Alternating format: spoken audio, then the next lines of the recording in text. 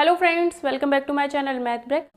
CTET दिसंबर 2019 के paper में से हम कुछ क्वेश्चंस आज सॉल्व करेंगे, जिसके पहले पार्ट में हम कुछ क्वेश्चंस ऑलरेडी कर चुके हैं। आज इसका सेकंड पार्ट है, तो इसमें हम कुछ क्वेश्चंस देखेंगे जो आपके एग्जाम में आए हुए हैं और उनसे रिलेटेड जो भी कंसेप्ट आपका बनता है वो हम इस वीडियो में सीख लेंगे। ठीक है, तो पहला क्वेश्चन देखते हैं क्या कहा है। Which of the following statement is not correct. मतलब ये 4 स्टेटमेंट आपको दे रखे 1 2 3 4। ठीक है, इंग्लिश में ऊपर लिखा है, हिंदी में नीचे लिखा है। तो ये 4 स्टेटमेंट आपको दिया है और आपको बोला है कि इन चारों में से कौन सा स्टेटमेंट जो है आपका सही नहीं है, कौन सा पॉइंट सही नहीं है, वो आपका आंसर होगा। ठीक है, क्योंकि इसने कहा है नॉट करेक्ट वाला आपको छांटना है। ठीक है, तो पहला पॉइंट देखते हैं। There are only 4 single digit prime numbers. इसने कहा है कि सिर्फ और सिर्फ केवल 4 ऐसे नंबर होते हैं जो सिंगल डिजिट के हैं और वो क्या है, प्राइम नंबर। मतलब सिर्फ 4 ही नंबर्स ऐसे हैं जो सिंगल डिजिट के हैं और प्राइम नंबर्स हैं। प्राइम नंबर मैंने लास्ट वीडियो में बहुत अच्छे से सिखाया है। ठीक है, यहाँ पर मैं सिर्फ इतना बता देती हूँ। प्राइम नंबर मतलब अभाज्य संख्याएं वो होती हैं जो या तो खुद से डिवाइड होती हैं, मतलब खुद से भाग होती हैं, या फिर 1 से। 1 हमारा अभाज्य संख्या नहीं होता, प्राइम नंबर नहीं होता। 2 को या तो आप 2 से डिवाइड कर सकते हो या फिर 1 से, तीसरा कोई नंबर है ही नहीं, तो 2 हमारा क्या है, प्राइम नंबर। 3 को आप सिर्फ 3 से डिवाइड कर सकते हो या फिर 1 से, है ना। 4 को आप 4 से भी डिवाइड कर सकते हो, 2 से भी डिवाइड कर सकते हो और 1 से भी।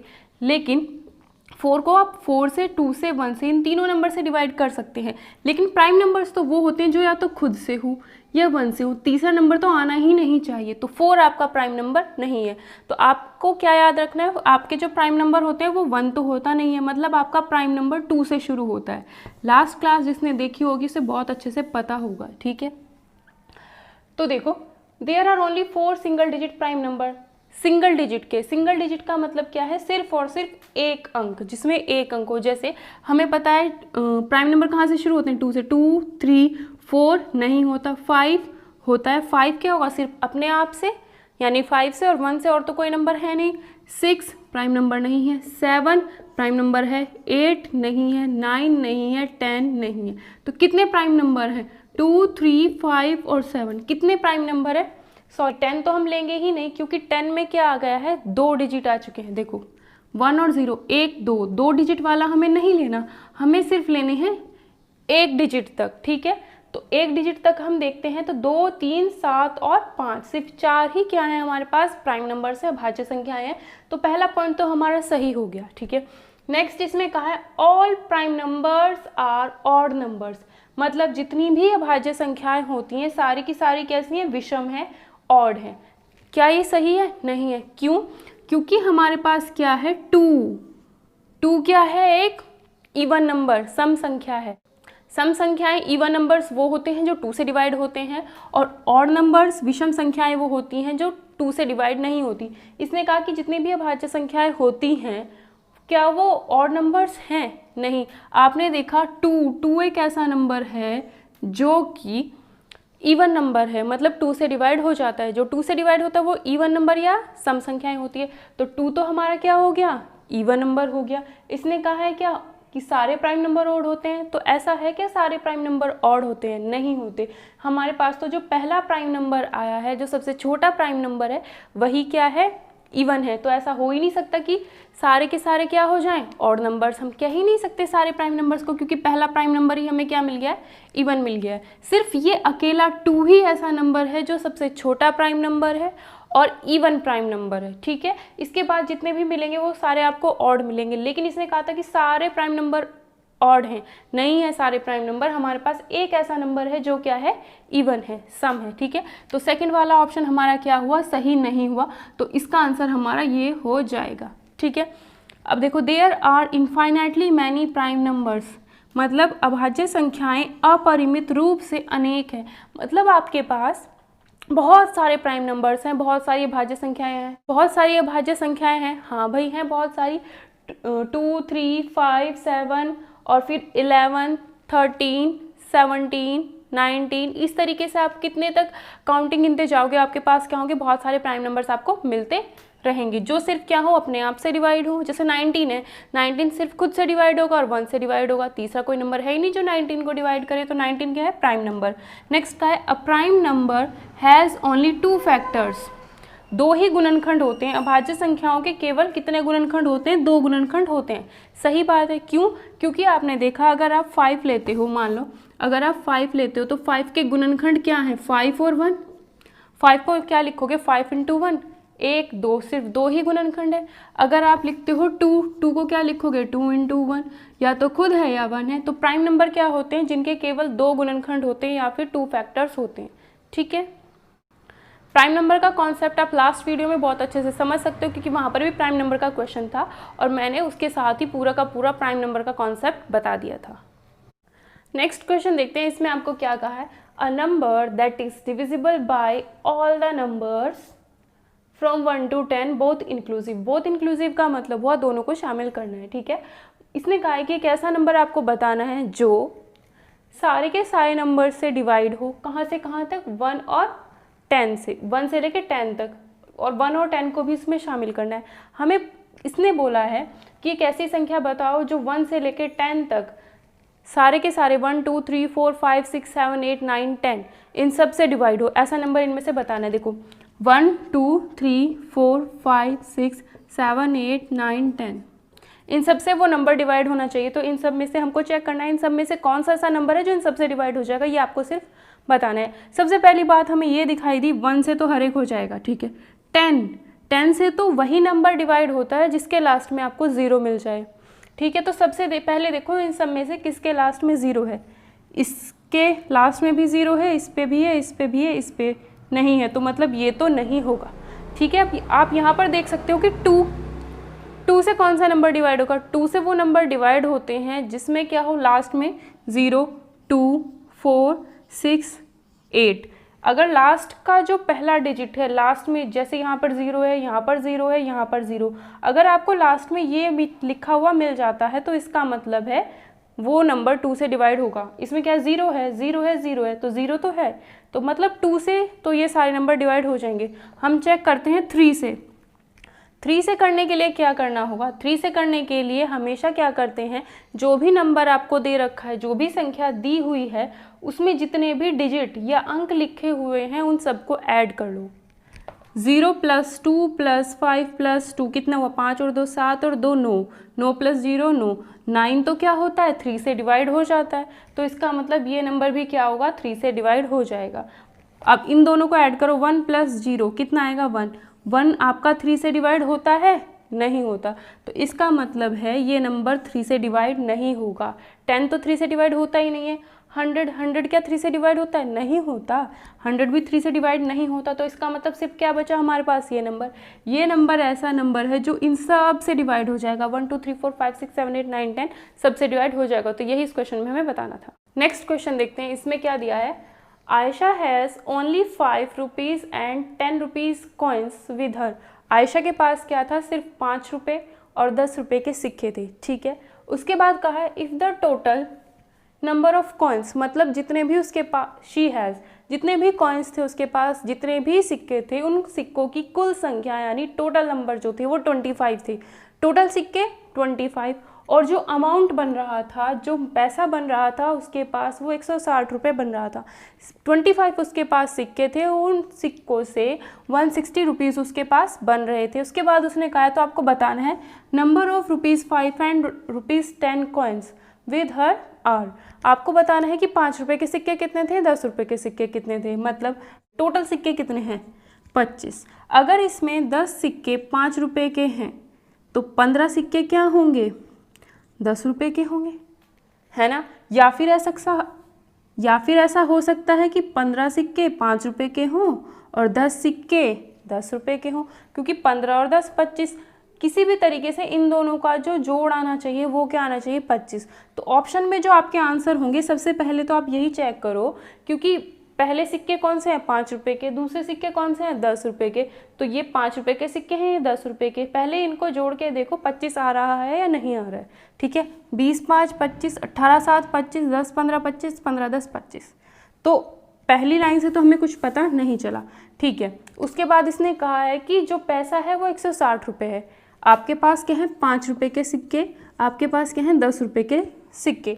पहले सिक्के जो हैं ये 5 रुपये के हैं, 10 रुपये के सिक्कों की संख्या 5 है। ठीक है, ऑप्शन से मैं क्वेश्चन को करना आपको बता रही हूँ, ठीक है। तो अगर 5 रुपए के सिक्के 20 हैं तो टोटल रुपीस कितने होंगे? 5 रुपए के सिक्के 20 हैं तो क्या होगा, 5 गुना 20 तो 100 रुपये हो जाएंगे। 5-5 रुपए के सिक्के आपके पास 10 होते तो 50 रुपये हो जाते, 20 हैं तो 100 रुपये हो गए, ठीक है। अब 10-10 रुपए के सिक्के आपके पास 5 हैं तो 10 गुना 5 ये कितना है, 50। दोनों को ऐड करो कि कितना आया, 100 और 50 कितना आया, 150। लेकिन पैसा कितना आना है, 160 रुपये। तो पहला ऑप्शन तो होगा नहीं। दूसरे ऑप्शन से चेक कर लो, ये वाला ऑप्शन उठा लिया मैंने। 10 सिक्के हैं, 5 रुपए के 10 सिक्के हैं तो कितने हो गए, 50 रुपये। 10 रुपए के सिक्के 15 तो 10 गुना 15 हो जाएगा, ये कितना आएगा, 150। तो ये 150 और ये 50 तो ये तो 200 रुपये हो गए। मतलब ये भी ऑप्शन नहीं है।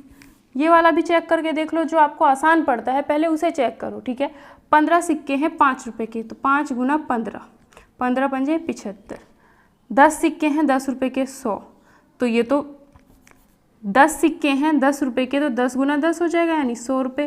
तो अगर इन्हें ऐड करोगे तो 175 रुपये बचेगा। ना तो ये आया, ना ये आया, ना ये आया, कौन सा बचा, ये तो यही आंसर होगा। अगर नहीं यकीन आता तो चेक करके देखो। पहले जो सिक्के दे रखे थे वो 5 रुपए के सिक्के दे रखे थे तो 5 गुना 18, 5 रुपए के सिक्के कितने हैं, 18 हैं, ठीक है। और 10 रुपए के सिक्के कितने हैं, 7। 10 रुपए के सिक्के कितने हैं, 7। तो 18 पंजे 90, 10 सते 70, दोनों को ऐड करोगे तो 160। 160 ही हमारा क्या आना चाहिए था, आंसर आना चाहिए था, है ना। तो यानी हमारा ये ऑप्शन क्या है, सही है। आपको इस क्वेश्चन में हमेशा यही करना है। अगर आपको ऐसा क्वेश्चन मिलता है तो आप देखो पहले क्या लिखा हुआ है, then the number of 5 rupees and 10 rupees coin with her are. तो पहले सिक्के ऑप्शन में जो पहला वाला है वो 5 रुपये के सिक्कों की संख्या है, और जो दूसरा वाला है ये क्या, ये जो दूसरा वाला है ये क्या है, 10 रुपये के सिक्कों की संख्या है। आपको पता है 1 रुपये का, ये जो हमने इसमें कॉन्सेप्ट लगाया वो भी समझ लो। क्या, अगर 5 रुपये का सिक्का है, एक सिक्का है तो 5 रुपये, 2 सिक्के तो 10 रुपये, 3 सिक्के तो 15 रुपये। कर क्या रहे हो आप, ये सिक्कों की संख्या है, नंबर ऑफ कॉइन्स है, इसको क्या कर दिया हमने, रुपयों से मल्टीप्लाई कर दिया, तभी तो ये 15 आया। अब 5 रुपये के सिक्के मेरे पास 20 थे तो 20 से गुणा कर दिया तो कितना आ गया, ये 100 रुपये बन गए, है ना। तो यही छोटा सा कॉन्सेप्ट हमने इसमें अप्लाई करके इसका आंसर निकाला है। तो ऑप्शन से आप कर सकते हो इस क्वेश्चन को। नेक्स्ट क्वेश्चन में आपको क्या दिया है, a train leaves Delhi on 29 August 2019 at 16:30 hours. मतलब एक रेलगाड़ी दिल्ली से चलती है, 29 अगस्त को चलती है और 16:30 पे वो चलती है। मतलब 4:30 बजे, जो कि आपके शाम के बजते हैं, ठीक है। 16:30 का मतलब है यहाँ पर जो घड़ी चल रही है आपकी 24 आवर्स के हिसाब से चल रही है, ठीक है। तो 16:30 जो हो गए वो क्या हो गए, 12 + 4, यानी कि शाम के 4:30 बजे वो चलती है, ठीक है। शाम के 4:30 बजे चलती है और रीच करती है अपनी डेस्टिनेशन पर 31 अगस्त को 8:45 पर, ठीक है। 8:45 मतलब जो सुबह के 8:45 हो रखे हैं, ठीक है। क्योंकि शाम के 8:45 नहीं बचेंगे, क्योंकि वो 24 आवर्स वाली घड़ी के हिसाब से चल रहे हैं, तो वो 12 + 8 हो जाएंगे, यानी 20 लिखा होता अगर शाम की होती, ठीक है। तो ये क्या है, सुबह के 8:45 पर वो वहाँ पहुँच जाती है। तो टोटल टाइम, ट्रैवल टाइम हमें बताना है कि इस यात्रा में उसे कितना समय लगा होगा, वो हमें बताना है। कब चली है वो, 29 अगस्त को। 29 अगस्त को शाम को 4:30 बजे वो चली है, तो शाम को 4:30 बजे से रात के 12 बजे तक 29 अगस्त ख़त्म हो जाएगा, ठीक है। तो 29 अगस्त क्या होगा, शाम के 4:30 बजे से रात के 12 बजे तक, है ना। तो कितने घंटे हुए होंगे, 4 बजे से 12 बजे तक कितने घंटे होंगे, 6 और 2 8, 8 में से क्या कर दो, ये आधा कम कर दो, तो यानी कितने घंटे हुए उसे, 7.5 घंटे, 7 घंटे हुए और 30 मिनट उसे हुई है। घड़ी बनाकर देख लो जिसे नहीं समझ आ रहा है, क्योंकि 4:30 आपके यहाँ पर बजेंगे, 12 6 1 2 3 4 5, ठीक है, 7 8 9 10 11। अब 4:30 से देखो, 4 से 12 तक कितने घंटे, 1 2 3 4 5 6 7 8 8, ठीक है। लेकिन 4 से थोड़ा ही ना चलना है हमें, तो 4:30 से चलना है, तो आधा घंटा कम करना पड़ेगा। तो 8 में से आधा घंटा कम करोगे तो कितना आएगा, 7 घंटे 30 मिनट। इतना पता चल गया। 29 अगस्त खत्म हो चुकी है। अब देखो 30 अगस्त तो पूरा चला होगा, वो 30 अगस्त तो पूरे 24 घंटे चला होगा, ठीक है। अब कब पहुंचा? 31 अगस्त को सुबह के 8:45 पर पहुंचा है वो। सुबह क्यों कहा है मैंने? क्योंकि हमने जो घड़ी यूज़ की है वो 24 आवर्स वाली यूज़ की है, ठीक है, जिसमें 12 के बाद 1 नहीं 13 बजेगा, 2 नहीं 14 बजेंगे, 3 नहीं 15 बजेंगे, ठीक है, वैसी वाली घड़ी हमने यूज़ की है। तो ये 8 में बता रहा है कि ये सुबह हुआ है, ठीक है। तो रात के 12 बजे तक के, तो ये 31 तारीख को रात के 12 बजे तक तो 24 आवर्स हो चुके हैं। रात के 12 बजे से 8:45 तक का टाइम कितना होगा? 8:45 ही होगा, 8 घंटे 45 मिनट ही होगा। क्यों? क्योंकि घड़ी से समझो, अगर नहीं समझ आता है, क्योंकि यहाँ पर 12 बजेंगे, ठीक है, यहाँ 12 बजेंगे, 8 कहाँ पर बजेंगे? 8 यहाँ पर होता है, 8 यहाँ पर, तो 12 को क्या मान लेंगे? 0, क्योंकि सुबह हो रही है ना, रात को जो 12 बजते हैं वो सुबह होनी शुरू हो जाती है, ठीक है, तो वो सुबह हो रही है तो वो 0 चलेगा। 0 से कितना हुआ? 8 घंटे, 8 घंटे हो चुके और 45 मिनट और डी है, तो इसका मतलब है 8 घंटे और क्या हो गया? 45 मिनट और। इतना टोटल टाइम उसको क्या लगा है? पूरे की पूरी यात्रा में उसको इतना टाइम लगा है, तो सबको क्या करेंगे? ऐड। 30 मिनट और 45 मिनट ऐड करके कितना हो गया? 75 मिनट, ठीक है। घंटे तो घंटे में ही जुड़ेगा, 24 और 8 हो गए 32 और 7 हो गए 39 आवर्स और 75 मिनट, ये हमारा आंसर आया है। लेकिन ऑप्शन में आप देखोगे कहीं भी 75 है ही नहीं, है ना। तो हमें पता है कि भाई 75 मिनट है यहाँ पर, तो और हमें पता है कि 60 मिनट का 1 आवर हो जाता है, 1 घंटा हो जाता है 60 मिनट का, तो इसमें से 60 मिनट निकाली, 1 घंटा हो गया, वो 1 घंटा हमने यहाँ पर जोड़ दिया, तो ये कितना हो गया अब? 40, तो ये कितना हो गया आपका? 40 आवर्स। अब यहाँ से 60 कम कर चुके हैं, 60 मिनट को यहाँ से निकाल के आवर्स में बदल दिया, जो कि 1 घंटा हो गया, वो 39 में ऐड होकर के 40 आवर्स हो चुका है। यहाँ पर कितना बचा? सिर्फ 15 बचेगा, 75 में से 60 जाएगा तो कितना बचेगा? सिर्फ 15। तो अब हमारे पास क्या बचा? सिर्फ 15 मिनट। मतलब हमारा आंसर इस तरीके से लिखा हुआ होना चाहिए, 40 आवर्स 15 मिनट। तो ये रहा हमारा 40 आवर्स 15 मिनट, तो ये क्या होगा? हमारा आंसर हो जाएगा। नेक्स्ट क्वेश्चन देखते हैं, इसमें क्या दिया है? 180 सेंटीमीटर लॉन्ग वायर, एक तार था, ठीक है, मान लो ये तार है, इस तार की पूरी लंबाई कितनी है? 180 सेंटीमीटर, जितना भी ये लंबा, मान लो इतना लंबा तार है तो पूरा का पूरा 180 सेंटीमीटर तक की उसकी लंबाई है, ठीक है। अब उसको क्या किया? एक आयत कैसा होता है आपका? जैसा ही सामने बोर्ड बना हुआ है वैसा ही आयत होता है। आयत में क्या होती है?